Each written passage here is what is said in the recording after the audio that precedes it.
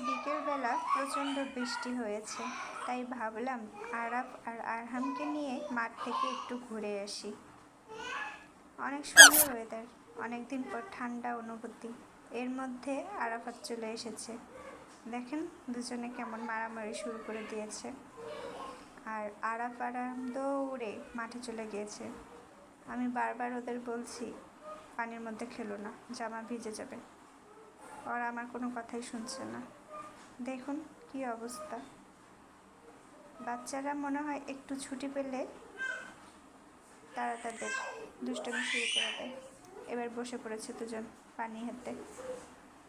বারবার করে বলছি উঠো উঠো, তারাও কিছুতেই উঠছে না। দুজনে একসাথে খেলা শুরু করে দিয়েছে। এত দুষ্ট।